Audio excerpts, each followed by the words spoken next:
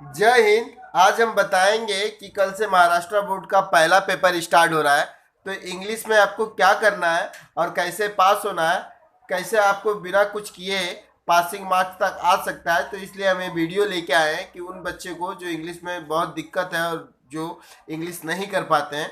तो सबसे पहले हम बताएंगे पेपर बेस क्या होता है। तो सेक्शन 1 में आपको एक पेपर बेस आएगा। सेक्शन 1 में पेपर बेस ऐसा आएगा, पैराग्राफ दिया रहेगा आपको, सब ये सब पैराग्राफ दिया रहेगा 12 मार्क्स का।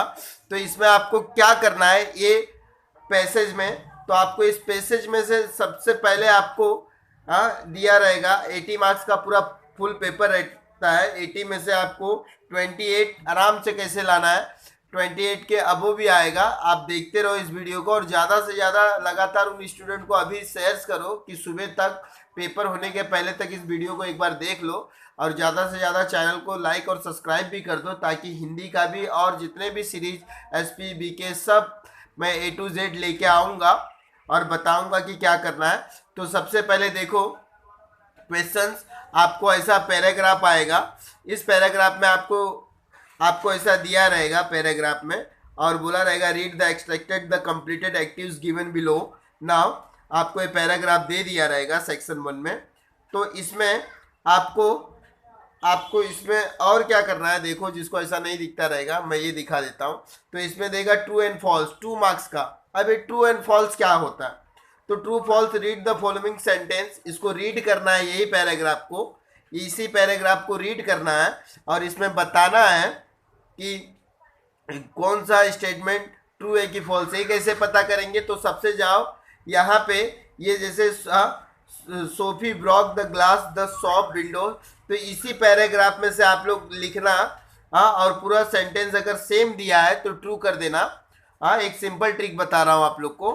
हाँ, the nobody hear the breaking of the glass windows, तो इसमें इसमें ये देखना पढ़ के कि अगर ये बोला है nobody hear the breaking of the glass windows, अगर ये सेम सेंटेंस मिल रहा है तो ट्रू कर देना, अगर सेम सेंटेंस नहीं मिल रहा है तो फॉल्स कर देना, आगे बढ़ना। ये दो दो नंबर आपको आराम से मिलेंगे। और पेपर लिखते टाइम ये पूरा लिखना है स्टेटमेंट, और उसके आगे ट्रू वगैरह ऐसा लिखते जाना।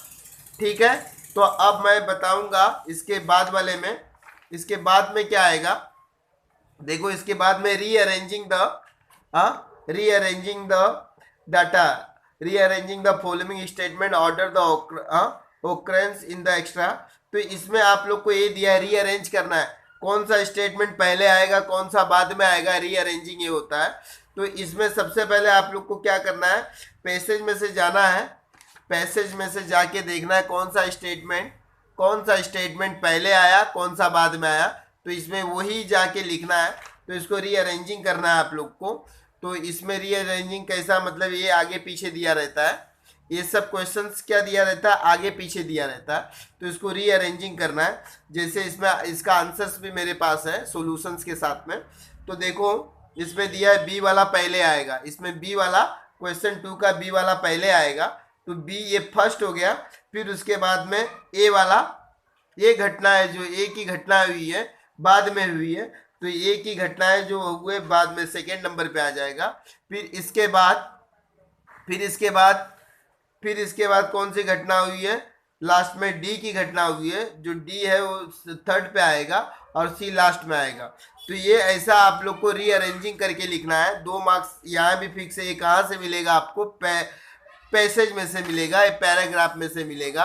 तो यही पैराग्राफ में से आप लोग को जो स्टेटमेंट पहले हुआ उसको लिखना है, और जो स्टेटमेंट बाद में हुआ उसको बाद में लिखना। तो रीअरेंजिंग इसका भी 2 मार्क्स आपको फोकट का मिल जाएगा, पैसेज में अच्छे से ढूंढना। फिर एक गेस करना है, read the following sentence the write down what is mean. तो ये गेस करना है कि इसका मतलब क्या है। तो इसको गेस करके आप लोग को वो इसमें लिखना है। हाँ, guess the don't you think that I might have the something do to do with it. तो ये अगर क्वेश्चंस, ये आपको रीड द, इसी में से सेंटेंस में से ये आपको ढूंढ के लिखना है। तो इसका भी आप लोग फटाफट ढूंढ के लिख देना। हाँ, कि क्या है read the.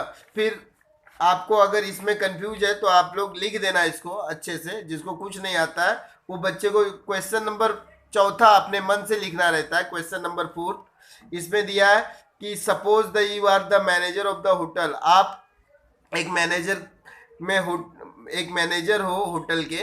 A poor boy has the taken dinner the hotel, आपने कोई गरीब बच्चा आपके होटल में डिनर कर लिया। And then the found he not enough the money, आपने उसे देखा, फाउंड किया, और वो बिल भरने के लायक नहीं है। तो describe you have the react, क्या आप रिएक्ट करोगे? तो इसको अपने मन से बना बना के पैसेज में से थोड़ा सहारा ले लेके अपने मन से भर डालना कि एग्जामिनर को लगे कि हाँ आपने कुछ लिखा है, तो एग्जामिनर आपको 2 मार्क्स दे देगा, आपको एग्जामिनर 2 मार्क्स दे देगा।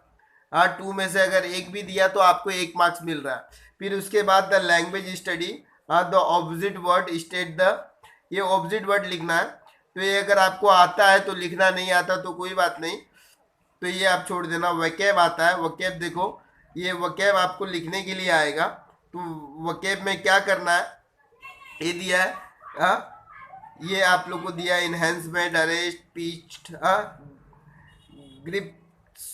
तो ये इसको बोर्ड एग्जाम में कैसा लिखना, ये ऐसा, ग्रिप्स का मतलब होता है मीनिंगलेस स्पीच, इनहेंस मतलब होता है मैजिक, नेप, ऐसा ये आंसर टाइप आप लोग लिख देना। अब 4 नंबर का आप लोग को ग्रामर बोलेगा, तो ग्रामर मैं अभी बताऊंगा कौन सा ग्रामर ज़्यादा आता है। तो ग्रामर के लिए नो सुनर का भी आपको मैं एक अलग सा वीडियो अभी बनाऊंगा, तो ग्रामर में उसमें डिस्कस करूंगा। खाली आप पैसेज देखो और एक्स्ट्रा चीज़ें देखो। अब क्वेश्चन नंबर 2 में सीधा इसमें भी पैसेज देगा आप लोग को, क्वेश्चन नंबर 2 में भी पैसेज देगा सेम। अब इसमें ऐसा पैसेज देगा, सबसे पहले आप लोग को क्या बोलेगा, rewrite the following sentence the as per the occurrence etcetera. तो री राइट करना है इसमें, कौन सा, देखो कौन सा स्टेटमेंट पहले आएगा इसमें सेम। तो इसका आंसर क्या होगा, देखो ABCD ऐसा बोर्ड एग्जाम में दिया आपको करने को। तो ये कैसे लगाओगे आप लोग, पहले पैसेज में ये घटना हुई डी वाली, तो डी वाली लिख देंगे, हाँ, आंसर के साथ। फिर उसके बाद घटनाएं क्या हुई है आपको, फिर घटनाएं हुई है ए वाली, वो आपको पैसेज में से मिलेगा। तो ये 1 पे दिया है तो सेकेंड पे आ जाएगा।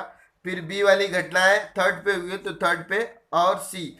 तो ये अरेंजिंग करना है आपको, ये अरेंजिंग करना है, मैं बार बार बता रहा हूँ, अरेंजिंग ये पैसेज में से ढूंढ के लिखना है।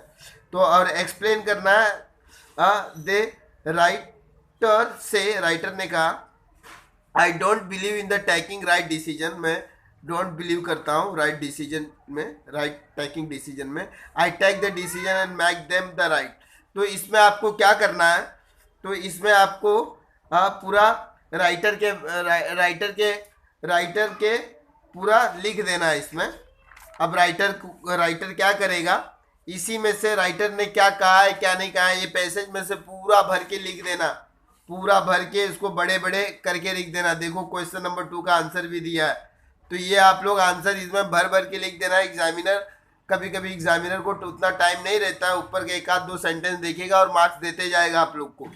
फिर गिव द रीजंस, अब गिव द रीजंस में आप लोग क्या करोगे, गिव द रीजंस भी आता है। Ratan Tata decided to the sell passenger car business, तो रतन टाटा ने जो भी डिसाइड किया है सेल कार पैसेंजर के लिए, तो उसका पैसेज में से जो रतन टाटा वगैरह मिलेगा वो पूरा लिख देना है ढूंढ के उसमें से।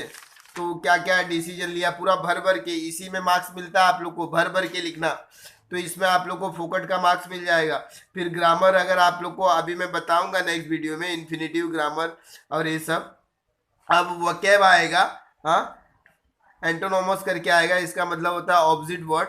प्रॉफिट का मतलब क्या होता है, प्रॉफिट का मतलब होता है उल्टा, इसका उल्टा करना है, लॉस करना है, इनटू कट करके क्या करना है, लॉस। देखो या सामने इधर इधर आंसर करके दिया रहेगा। प्रॉफिट का मतलब होता है लॉस और प्रिवेंट का मतलब होता है अलाउ करना। तो ये अगर पैसेज में दिया रहता है, नहीं दिया रहेगा तो आप इसको पढ़ के जाना वैकैब को। तो आप ये लिख देना। अब आपको इसमें स्कोरिंग है, क्वेश्चन नंबर 2 में आपको आता है राइट द समरी, यही आपको इम्पॉर्टेंट है, ये आपको 3 मार्क्स फोकट का मिल रहे हैं। अब समरी में आपको क्या करना है, सबसे पहले राइट द समरी। अब समरी में आपको सबसे पहले क्या करना है, देखो समरी मतलब क्या होता है, समरी में आप लोग को सबसे पहले क्या करना रहता है, समरी में मैं बताता हूँ आप लोग को। तो ये समरी में देखो ऐसा दिया है, क्वेश्चन नंबर 2 भी में 3 मार्क्स के लिए समरी आएगा। तो समरी में सबसे पहले ये पैराग्राफ को छोटा करके लिखना रहता है। फिर सेकेंड कई पैराग्राफ को छोटा करके लिखना रहता है। तो इसमें 3 नंबर के लिए आपको क्या करना पड़ेगा, तो समरी आप लोग कैसे लिखोगे, हाउ टू राइट समरी। हाँ, तो समरी में आप लोग क्या करोगे, देखो समरी को ये पैसेज को छोटा करके लिखना रहता है, तो वही पैसेज को देखो कैसा समरी लिखा है। तो क्वेश्चन नंबर 2B में रतन टाटा ट्रू विजनरी, तो ये हेडिंग डाल देना और इसको 1/3 मतलब टोटल काउंट कर लेना। अब टोटल काउंट कर देना कि ये पैराग्राफ कितने कितने पॉइंट में दिया, तो काउंट करना 1 2 3 4 5 6 7 8 9 10 11 12 13 14 15 16 17 18 19 20 21 22 23 24 24 है। तो 24 को आप लोग 3 से डिवाइड कर लो, 3 4 हाँ 8, तो 24 आ जाएगा। ठीक है, तो आपको ये हो जाएगा।